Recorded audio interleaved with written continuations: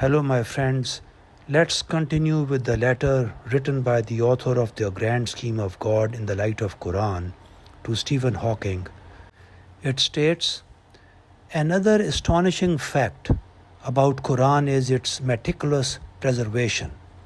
The companions of the Prophet memorized the entire Quran and passed it on to the next generations. The Quran continues to be memorized by millions of Muslims even today. If all the books are burned to ashes, the Quran will still survive. Muslims would be able to write the entire Quran from memory. This is how Almighty God has preserved His word. In chapter 15, verse 9, Quran states, "We have revealed the reminder, and we shall surely preserve it." Isn't it miraculous? Contemplating on these 5 spheres, which I mentioned briefly above, led me to the conclusion that a mind, a person, an intelligent being must be behind all this. All these pieces of puzzle cannot be put together without a personal God. This is the only solution which has been publicly announced by all prophets of God throughout the history of humans. I asked myself, why do I not want to accept this publicly announced solution, which in fact explains everything, brings all the pieces together? Because then I had to change my carefree attitude towards this life, came the answer. As I mentioned earlier, humans are made in a way that they cannot be indifferent towards their future, provided they really think that it is their future. Thus, I changed my attitude towards this temporary life to ensure an eternal future.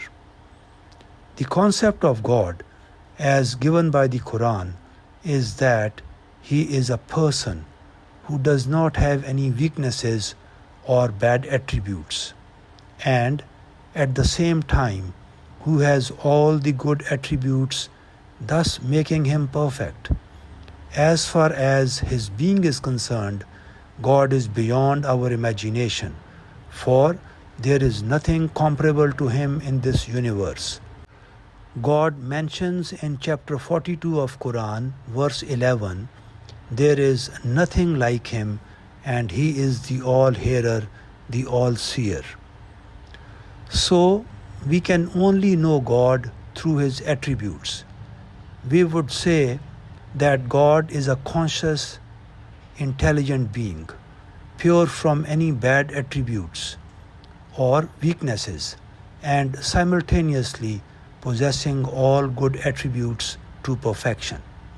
Moreover, the notion that everything has a creator is incorrect and results in an infinite regress. The correct notion would be that every creation has a creator. For instance, a table or a chair brings a concept of carpenter behind it, but a log of wood does not. The reason being that a log of wood does not reflect the application of human mind behind it. Furthermore, there are 2 books attributed to God before us. One is the Quran and the other is the Bible. I decided to study the 2. My study went on for years and years. I was amazed to find the concept of God in the Bible, who wrestles with Jacob and loses, who walks in the garden and does not know where Adam and Eve are hiding, who repents, and so on. Then I knew why people in the West have become indifferent to religion.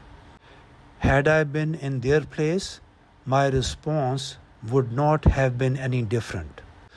However, since I wanted to understand the grand scheme of God, and I knew that Quran, which is preserved by God Himself, can surely provide me with guidance.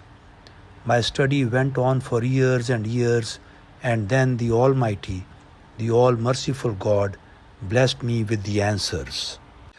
I usually say that this all became possible not because of any extraordinary intelligence, but certainly because of extraordinary efforts of thousands and thousands of hours. I shall be sending you my conclusions of this grand scheme. I hope you find the answers to the questions raised by you in your book. I will always be available for any further clarifications or discussions. May the Almighty, the All-Knowing, the All-Merciful God bless you because you are a good person. Best regards, Parvez Hashmi, August 6, 2013. My friends, the next recording will contain ChatGPT's response to this letter. Thank you.